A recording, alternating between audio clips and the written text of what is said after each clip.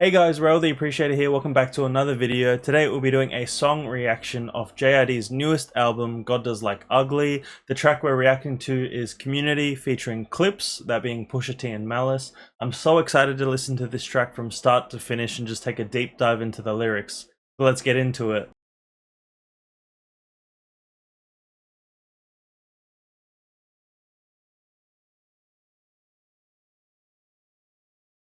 Alright, so let's talk about the track, and then we can see here, JID recruits veteran rap duo Clips just 2 weeks after the brothers Pusha T and Malice released their first album as a duo in over 15 years. The three rappers take a verse each, rapping about their come up and demonstrating their top tier rapping abilities. The feature was teased by both JID and Clips when the album dropped, despite every feature on the album being hidden upon release. I just love hidden features so much for a first album listening experience. The message, God Does Like Clips, in the same format as the album's placeholder title, was posted by the artist on their social media. So yeah, God Does Like Ugly, I saw like God Does Like Vince Staples, God Does Like Earth Gang, God Does Like Clips. But yeah, great promo, and I'm so happy that JID got them on this album. JID starts off the track on the chorus with, "The rain couldn't understand it. The pain made them understand-ish." So JID uses nature as a metaphor for an outside perspective, the rain being, an innocent or external view that can't comprehend the true struggles of the streets. It's only through direct experience and suffering. The pain being, the true understanding is achieved. This highlights the gap between those who have lived a protected life and those who must endure a hardship. Yeah, the rain wouldn't understand it because it's seen from an outside perspective, but the pain made them understand it. He continues the chorus with, "The sun tried to understand. The gun made me understand. The rain tried whispering the warning. The land shaken plus the rhythm is enormous." So here he's talking in metaphors, implying that the universe has been talking to him, but it took the cold grip of violence in the streets to make him really understand what's going on in his life and in his community. All the force is like a portal to a vortex, connected to the stars, just projecting where we part at. So forces, portal, vortex. And this line sets a cosmic tone, suggesting that the harsh realities of life are part of a larger, almost fated design. And the vortex symbolizes a powerful, inescapable force, like a black hole, that is connected to the fate, being the stars. And it implies that the chaos and the danger of their environment are not random, but a destiny tied to their circumstance. Pull up where you park at, aim a little dark, Lil B, where your bark at. So when he says where your bark at, like all bark no bite. So if someone's saying where's your bark at, he's basically calling you out. Like, you were talking big before, but where's all that energy now? So yeah, all bark no bite. I just love this chorus so much already. JID starts his verse off with, "It'd be a shame if you stayed in them apartments. 12 barely even came to them apartments. Catch a play, then parlay in them apartments. I swear it's like a party every day in them apartments. You was raised in them apartments, dang. Jump a shot or join a gang in them apartments. My mama say we gotta get away from them apartments. It's graves in them apartments. And it ain't gonna end this way cause we ain't start-ish." So already just at the start of this verse, using the part at the beginning for like, or even just par, P-A-R, so apartments, parlay, play, party. So he's basically saying it would be a shame if you stayed in them apartments. Like, if this is where you stayed your entire life, in these apartments, I'm guessing in Atlanta because that's where he's from. 12 barely even came to them apartments. The police wouldn't give them any attention, any support. Catch a play, then parlay in them apartments.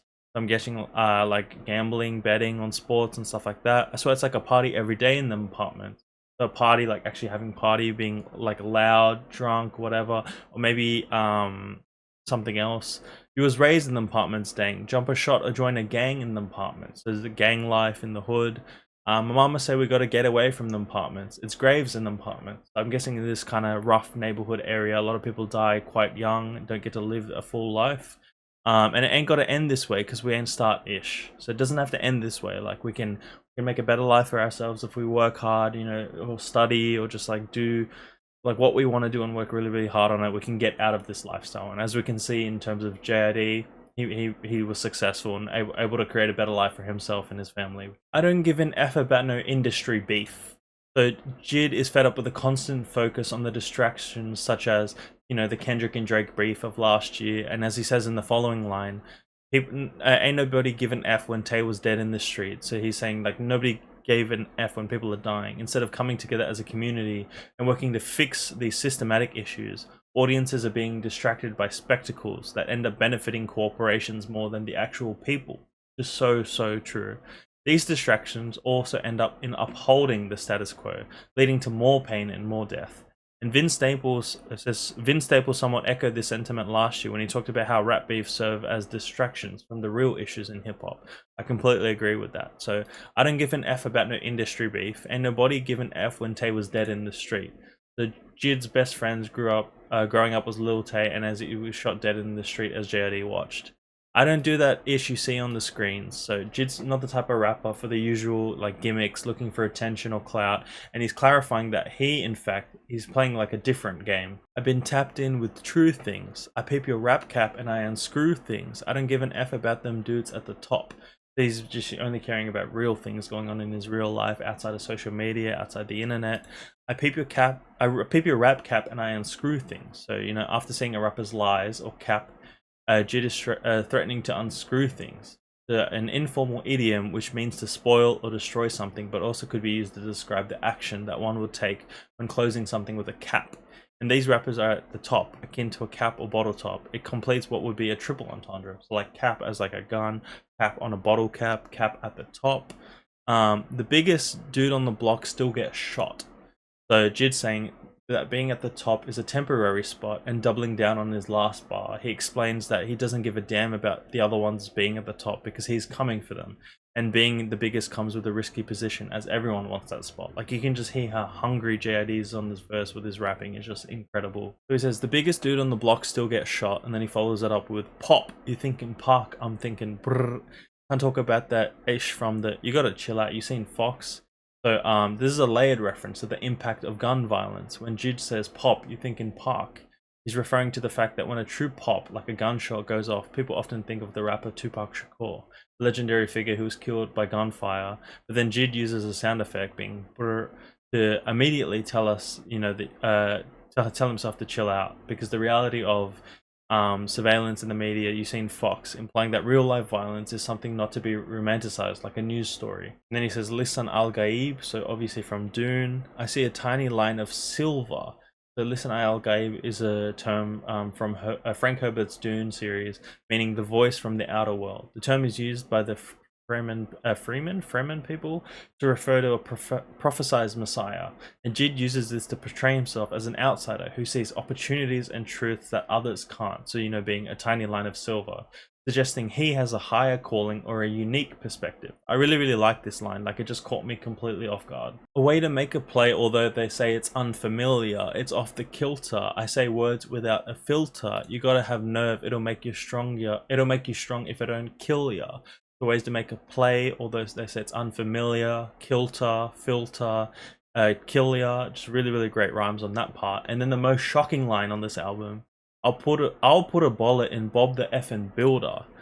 So bro, what did Bob do? So I'm guessing when he's talking about gentrification, like the builders coming in and trying to make everything look nice, like JID doesn't care. He'll put a bullet into like a random builder, or even just the cartoon like childhood character Bob the Builder.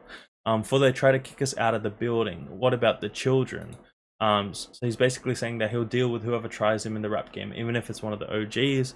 But I'm also thinking, like, yeah, with the gentrification part, when they're trying to move people out of their housing and trying to make like a poorer hood area like more affluent and rich and that sort of stuff. Like, gentrification is a real problem, and gentrification can also be good if it's benefiting those already in the community.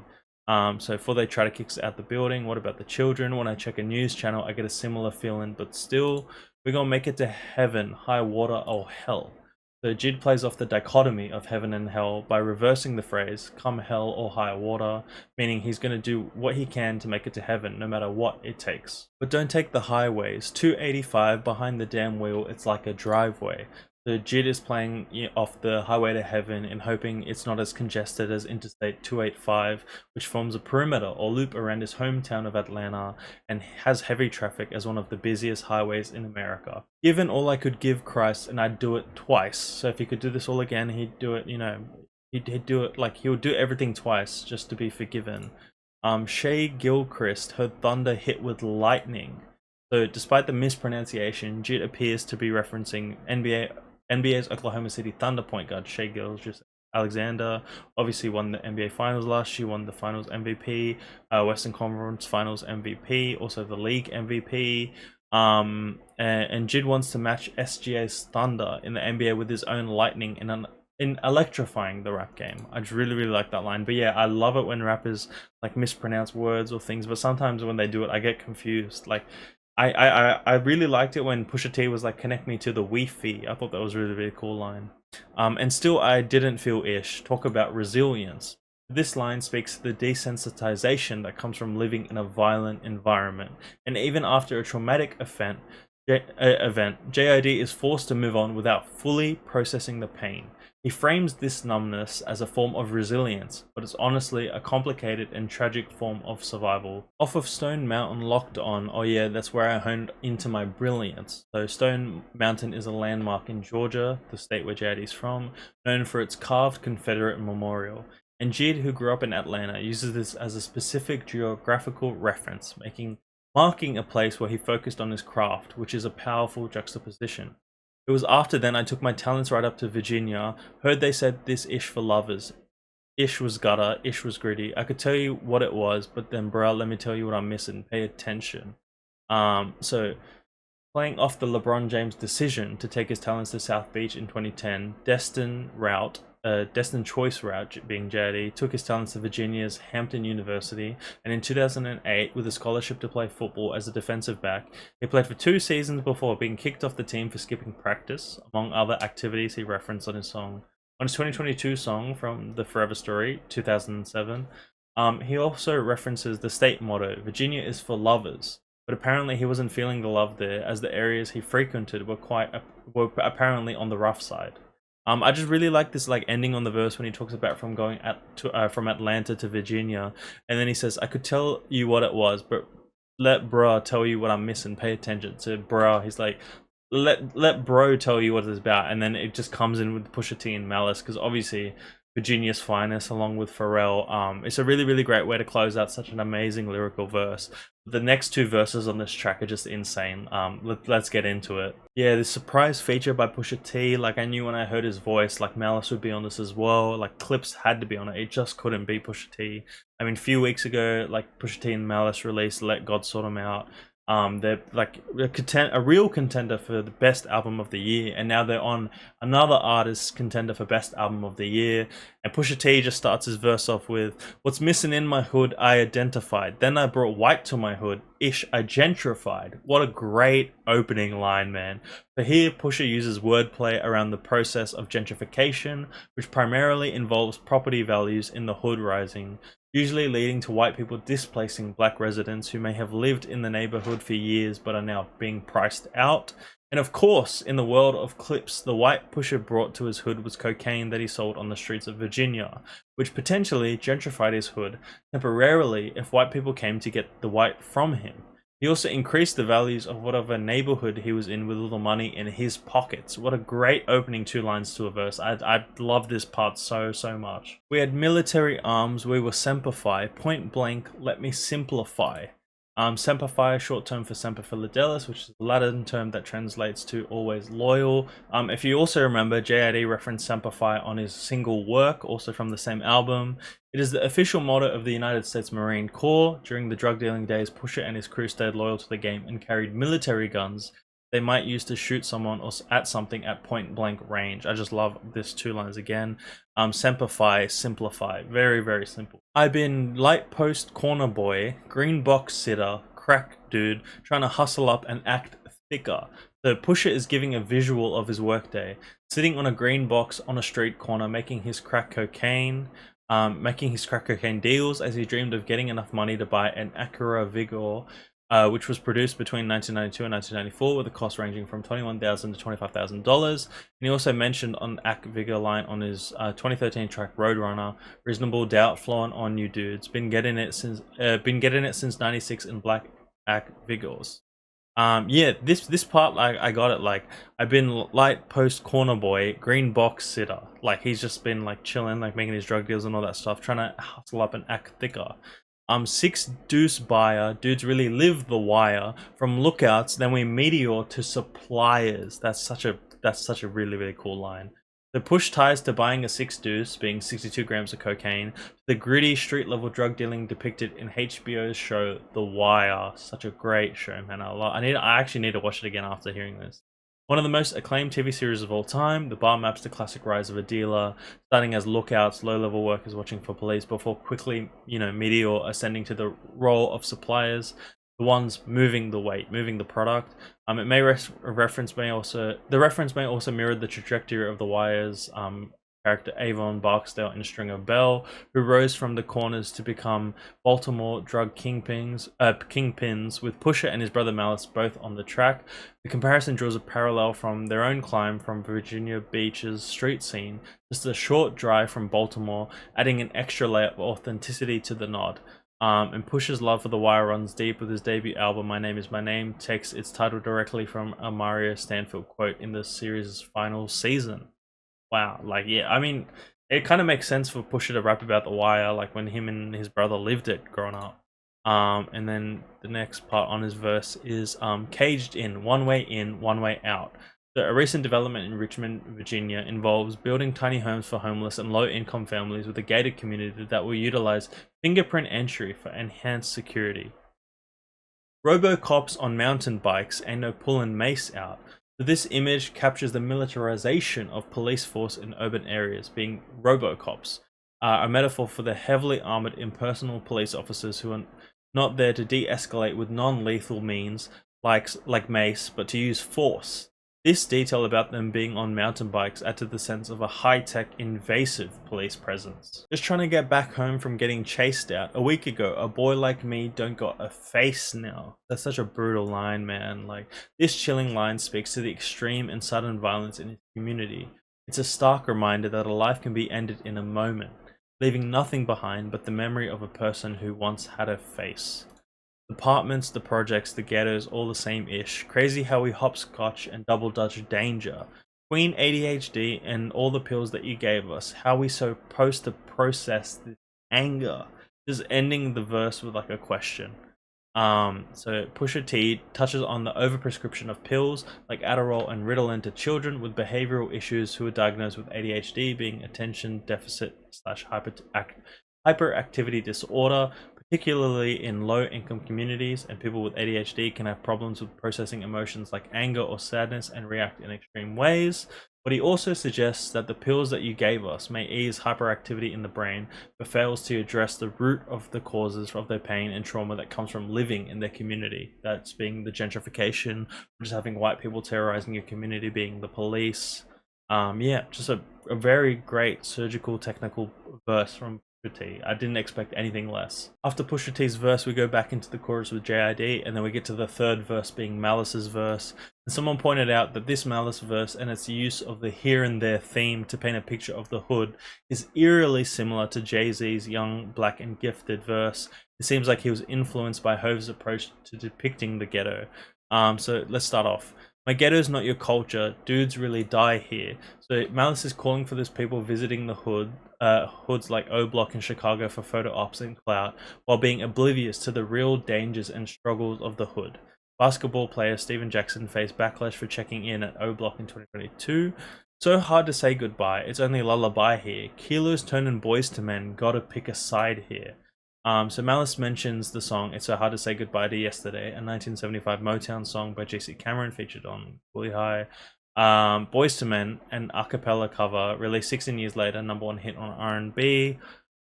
He plays off the song title, saying that it's the only song that can be sung to help people sleep, to cope with all the loss that they experience in their neighborhood. Boyz II Men later dedicated their song to road manager Khalil Roundtree Sr., who was shot and killed in Chicago in 1992 during a robbery attempt. Malice also plays off the group's name and sentiment of the song that they got the name from, New Edition's Boyz II Men, to show that some kids have to be the man of the family, and in this case, slanging kilos of coke in order to keep the lights on at home. You have to, the boys have to grow up really, really quick and become a man and an adult if they don't have a father figure in their life, if they've been killed or something like that. Just having to sell drugs in order to provide for their family, like becoming the man of their house. Some were Jesus Shuttlesworth, some of us were Narciers. So Jesus Shuttlesworth is the character NBA Hall of Famer Ray Allen plays in Spike Lee's movie He Got Game. Nasir refers to the New York rapper Nas, aka Nasir Jones, who collaborated with Clips on their July 2025 track Let God Sort 'Em Out / Chandeliers. From the very recent album, he's a feature. Malice both talks about how for many, the only way out of poverty is through excelling at sports or through music, and how much talent is wasted in the ghettos. Also, with Malice's religious background, he appears to be making a play on Jesus Shuttlesworth's and Nas's godson nickname. As time goes by, it's an eye for an eye here. My dude's mob deep, the fittest gonna survive here. So here Malice plays on the name of the well-known and iconic hip-hop duo Mobb Deep by alluding to their songs Eye for an Eye, Your Beef Is Mine's, Survival of the Fittest of their 1995 sophomore album, The Infamous.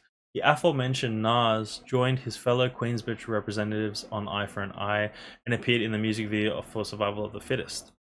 We New Jersey Drive here, Chop Shop Ride here. So, New Jersey Drive is a 1995 movie set in Newark, New Jersey, which was shown as a car theft capital of the world. The movie follows a bunch of young guys stealing cars, joyriding, and taking cars to the chop shop for cash and causing ruckus on the streets. Malice saw the same story on the streets of Virginia. This Jack in the Box shouldn't come as no surprise here.